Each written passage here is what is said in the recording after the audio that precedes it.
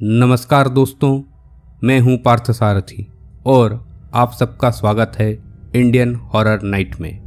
दोस्तों, आज की ये कहानी बहुत ही रोमांचक और रहस्यमयी है। इस कहानी का आधार है कर्मफल का सिद्धांत। तो बिना किसी देरी के चलिए शुरू करते हैं आज की ये कहानी। सौरभ, जो अभी अभी मेडिकल इंस्टीट्यूट से ग्रेजुएट हुआ था, अपनी पहली पोस्टिंग को लेकर काफ़ी एक्साइटेड था, पर सरकारी नियम के हिसाब से उसकी पहली पोस्टिंग सोनापुर नाम के एक गांव में हुई। इसी वजह से वो थोड़ा परेशान भी था। कुछ ही दिनों में सौरभ ज्वाइनिंग के लिए सोनापुर पहुंचा। सोनापुर का हॉस्पिटल बहुत ही छोटा सा था। 3-4 कोठरी, 2 नर्स और एक कंपाउंडर। पूरे दिन में कुछ मुट्ठी भर पेशेंट ही वहां आते थे। जल्द ही सौरभ उस माहौल का आदी हो गया और उसे वो गांव पसंद आने लगा और गांव वालों के लिए वो भगवान से कम नहीं था। उसी दौरान सौरभ की दोस्ती कंपाउंडर आलोक के साथ बढ़ने लगी। आलोक भले ही एक कंपाउंडर था, पर वो उस गांव के बहुत ही इज्जतदार परिवार का सदस्य था, जिस वजह से गांव वाले उसका बहुत सम्मान करते थे। हर रविवार आलोक सौरभ को अपने साथ अलग अलग जगह घुमाने ले जाता और ऐसे ही एक दिन सौरभ और आलोक ने गांव के बाहर एक बियर पार्टी करने की सोची। आलोक सौरभ को गांव के आखिरी हिस्से में ले गया, जहां सौरभ ने एक पुरानी सुनसान हवेली देखी। सौरभ पूरी तरह से सदमे में था, क्योंकि उसने वह हवेली अपने बचपन में एक बुरे सपने में देखा था और आज भी कभी कभी सपने में वो हवेली उसे दिखाई देती थी। आलोक उसे हवेली के अंदर ले गया और बताया कि उसे ये जगह बहुत पसंद है। जब भी उसे पार्टी करने का मन होता है तो वो यहाँ आ जाता है।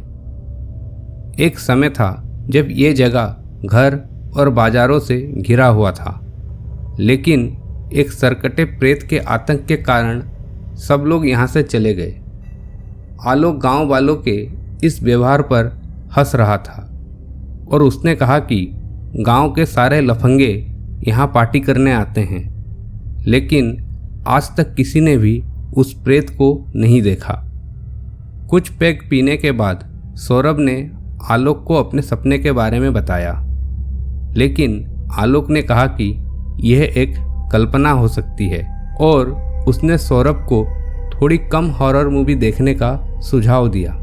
सौरभ को भी आलोक की बातें सही लगी। उस रात सौरभ को फिर से वही बुरा सपना आया, जहां उसे फिर वही पुरानी हवेली नजर आई और वह नींद से जाग उठा। फिर वह पानी पीने के लिए रसोई में गया और उसे एक डरावनी आकृति दिखाई दी।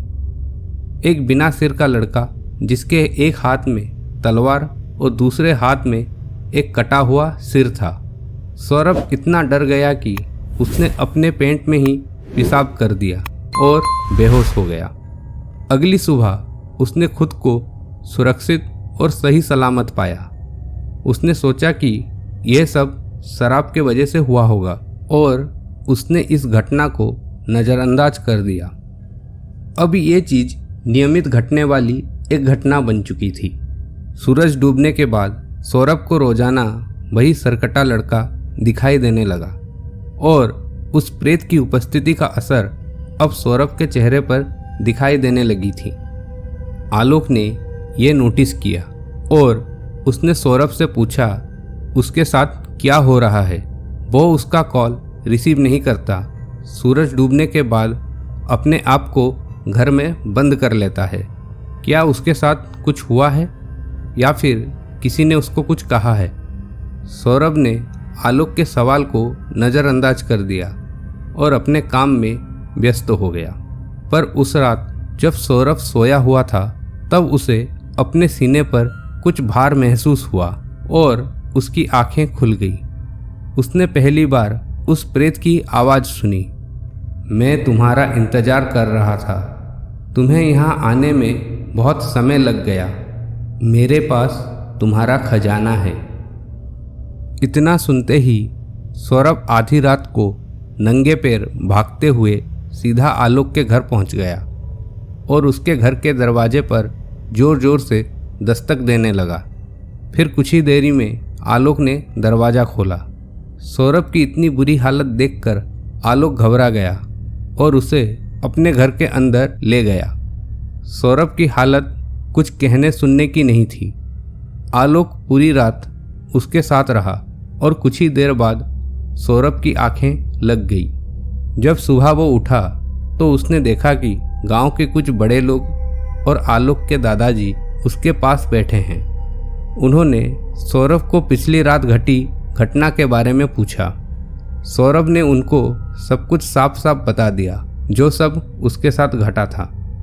आलोक के दादाजी ने बड़े ध्यान से सब सुना और कहा, तुम्हारा कर्म तुम्हें वापस यहाँ ले आया है। तुमने अपने पिछले जन्म में जो कुछ भी किया था उसका साया आज तुम्हें डरा रहा है। उस बुजुर्ग की बात सुनकर आलोक सहम गया और उसने कहा, मुझे कुछ समझ नहीं आया। पिछला जन्म, कर्म, आप मुझे ठीक से बताइए। तब आलोक के दादाजी ने कहा, पिछले जन्म में तुम इस गांव के जमींदार थे और मेरे दादाजी तुम्हारे वफादार दोस्त और मुनीम थे। पुराने समय में अमीर लोग अपने दौलत की सुरक्षा के लिए एक प्रेत को उस दौलत के साथ बांध देते थे, लेकिन ये प्रक्रिया बहुत ही क्रूर और शैतानी थी। उसी समय इस गांव में एक गरीब परिवार रहता था। एक लड़का और उसके माता पिता। माता पिता जमींदार के खेत में काम करते थे और वह लड़का सिर्फ 11 साल का था। उसका नाम था भोलू। वैसे तो भोलू गरीब परिवार से था, लेकिन वो दिखने में एक राजकुमार जैसा था। एक दिन मुनीम की नज़र भोलू पर पड़ी। उसने भोलू को अपने पास बुलाया। फिर उन्होंने उसे कहा कि वो उसे कुछ कपड़े, खाना और पैसा देना चाहते हैं। इसके लिए उसे उनके साथ चलना पड़ेगा। भोलू एक मासूम बच्चा था, इसलिए वो मुनीम के चाल में फंस गया। फिर मुनीम उसे अपने साथ एक जगह ले गया जहाँ एक तांत्रिक अनुष्ठान चल रहा था। जमींदार एक तांत्रिक के साथ मुनीम का इंतजार कर रहा था। पहले तो भोलू ये सब देखकर डर गया, लेकिन मुनीम ने कहा, ये एक सामान्य पूजा है। इस पूजा के बाद जमींदार उसे कपड़ा, खाना और पैसा देंगे। यह एक साधारण अनुष्ठान है और दान पुण्य इस अनुष्ठान का एक हिस्सा। भोलू ने उस पर भरोसा कर लिया। तांत्रिक ने मुनीम को कहा, भोलू को कुछ खाने को दो। बलि देने से पहले तांत्रिक ने जमींदार को एक तरफ ले जाकर कहा, उस बच्चे का सिर एक बार में ही काट देना, नहीं तो इस अनुष्ठान का विपरीत फल प्राप्त होगा। अगर यह काम तुम नहीं कर सकते तो मैं ये काम तुम्हारे लिए कर दूंगा। पर घमंडी जमींदार ने कहा कि वो ये काम खुद करेगा। उन्होंने भोलू को यज्ञ वेदी के सामने साष्टांग प्रणिपात करने को कहा। तभी जमींदार ने भोलू पर वार कर दिया, लेकिन वह नाकामयाब रहा। भोलू ने वहाँ से भागने की खूब कोशिश की, पर वो उन क्रूर लोगों से बच नहीं पाया। कई नाकामयाब कोशिशों के बाद वो लोग आखिरकार भोलू का सिर काट पाए। तांत्रिक ने भोलू का थोड़ा खून, कुछ हड्डियाँ और थोड़ा सा बाल लेकर एक कपड़े के गुड़िया के अंदर भर दिया और जमींदार से कहा कि इसे अपने खजाने के पेटी के अंदर रख देना। जमींदार ने वैसा ही किया, लेकिन उससे उल्टा परिणाम मिला। उस दौलत की रक्षा करने की बजाय वो प्रेत अब उनको सताने लगा। भोलू का प्रेत तांत्रिक और मुनीम पर भी हमला करने लगा। तांत्रिक को भरोसा था कि बहुत सुरक्षित रहेगा, क्योंकि उसके पास कुछ सिद्धियां और ताबीज़ थी, जिसके वजह से बुरी शक्तियां उससे दूर रहती थी। उसने जमींदार और मुनीम से कहा कि अगले अमावस तक सूरज डूबने के बाद घर से बाहर न निकले। अगली अमावस को वो उस लड़के का शरीर जला देंगे, उसके बाद सब कुछ ठीक हो जाएगा। लेकिन जमींदार अपने दौलत पर से प्रेत का संरक्षण खो देगा। जमींदार भी इसके लिए राजी हो गया, लेकिन अगली अमावस आने में अभी 8 दिन बाकी थे। कुछ दिन बाद एक दंपत्ति तांत्रिक के पास आए और उन्होंने कहा कि वह बहुत मुश्किल में है, जिसका निवारण केवल वही कर सकता है, और वो जितना भी रकम मांगेगा वो देने के लिए तैयार हैं। लालच में आकर तांत्रिक ने हाँ कर दी, लेकिन जब वो जंगल पार कर रहे थे तभी उन दोनों ने तांत्रिक की हत्या कर दी। दरअसल वो दंपत्ति भोलू के माता पिता थे, जिन्हें भोलू की आत्मा ने सब कुछ बता दिया था और उन्हें उसकी मदद करने के लिए कहा था।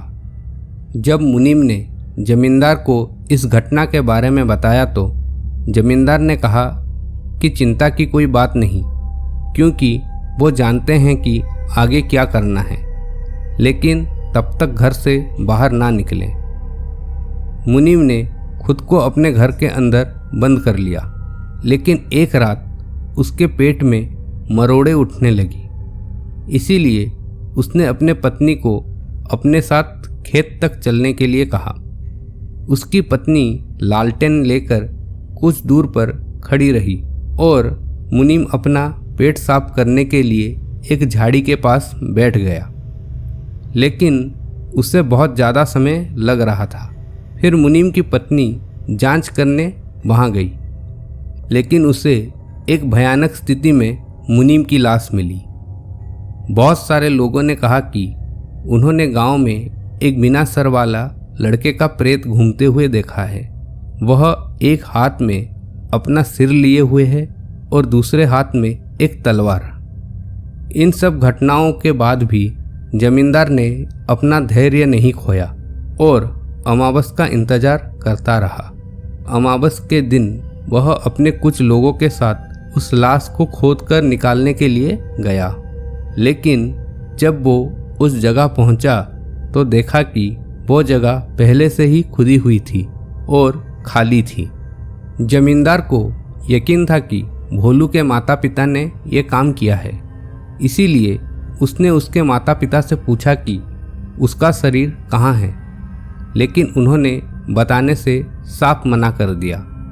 उन्होंने कहा कि एक बार उनका बेटा अपना बदला ले ले, उसके बाद वो लोग उसका शरीर जलाकर उसको मुक्त कर देंगे। इतना सुनते ही जमींदार के लोगों ने उन्हें खूब पीटना शुरू किया। उन्हें लगा कि मार के डर से शायद वो भोलू के शरीर के बारे में बता दें, लेकिन इस प्रक्रिया में उन दोनों की मृत्यु हो गई। जमींदार जानता था कि अब उसकी मृत्यु निश्चित है, लेकिन वह ये भी जानता था कि वह प्रेत उसके दौलत के साथ बंधा हुआ है, इसीलिए उसने अपना सारा दौलत वहीं पर छोड़ दिया और जल्द से जल्द उस गांव को छोड़कर भाग गया। जमींदार ने सब कुछ खो दिया और कटक शहर चला गया और वहाँ एक दिहाड़ी मजदूर की तरह रहने लगा और वो अपनी दौलत पर दावा करने के लिए दोबारा इस गांव में वापस नहीं आया। अब हर कोई जमींदार के दौलत का खूनी इतिहास जानता था, इसीलिए कोई भी इस पर अधिकार जमाने नहीं आया। जिस दौलत की रक्षा हेतु उसने एक प्रेत का निर्माण किया था, आज वही दौलत उसकी सबसे बड़ी दुश्मन बन चुकी थी और वो प्रेत आज भी उसका इंतजार कर रहा है। अब सौरभ समझ गया था कि पूर्व जन्म में वो वही जमींदार था, इसीलिए उसे सपने में वही पुरानी हवेली दिखाई देती थी और इसी वजह से वो प्रेत उसके पीछे पड़ा है। आलोक के दादाजी ने कहा, इससे पहले कि कुछ अनहोनी हो जाए, तुम जल्द से जल्द सोनापुर छोड़कर चले जाओ। सौरभ उसी पल ही सोनापुर छोड़ने का फैसला कर लेता है। नौकरी से ज़्यादा कीमती उसकी जान थी। फिर उसने अपना सामान पैक किया और सीधा बस स्टॉप चला गया। लगभग रात हो चुकी थी और बस स्टॉप में कोई नहीं था। तभी उसने एक लड़के को देखा जो बस स्टॉप में चना मसाला बेच रहा था। सौरभ ने देखा कि उस लड़के में उस प्रेत का कोई लक्षण नहीं था और उसने उस बच्चे को चना मसाला बनाने के लिए कहा। लड़के ने चना मसाला बनाया और सौरभ के हाथों में परोस दिया। पहला निवाला लेते ही सौरभ ने कहा, ये क्या बना दिया है? इतना मिर्च कौन डालता है? मारना चाहते हो क्या मुझे? तभी लड़के ने अपने चाकू से सौरभ के गर्दन पर एक बार किया। सौरभ जमीन पर पड़ा हुआ था और एक सरकटी मुर्गी की तरह तड़प रहा था। आखिरी चीज जो उसने देखी, एक सिरकटा लड़का जिसके हाथों में एक तलवार था और दूसरे हाथ में एक कटा हुआ सिर। इंसाफ हो चुका था। प्रकृति ने अपना काम कर दिया। कर्मफल का सिद्धांत साबित हो चुका था। इससे कोई फर्क नहीं पड़ता कि हमें हमारा कर्मफल कब मिलेगा। फर्क इस बात से पड़ता है कि हमारे कर्म कैसे हैं। दोस्तों, ये थी आज की कहानी। आई होप आपको ये कहानी अच्छी लगी होगी। अगर आपको हमारी कहानी अच्छी लगती है तो please like, share and subscribe कीजिए और हमें मोटिवेट कीजिए कि हम आपको ऐसी ही और भी बेहतरीन कहानियाँ सुनाएं। दोस्तों, अगर आपके पास किसी तरीके की सच्ची कहानी या कोई आप बीती है तो आप लोग वो कहानी हमारे साथ शेयर कर सकते हैं। नीचे दिए गए इंस्टाग्राम आईडी पर आप हमें वो कहानी डीएम कीजिए और हम जल्द ही आपकी कहानी भी हमारे इस चैनल पर प्रस्तुत करेंगे। आई होप एक नई कहानी के साथ हम फिर से मिलेंगे। तब तक के लिए धन्यवाद और नमस्कार।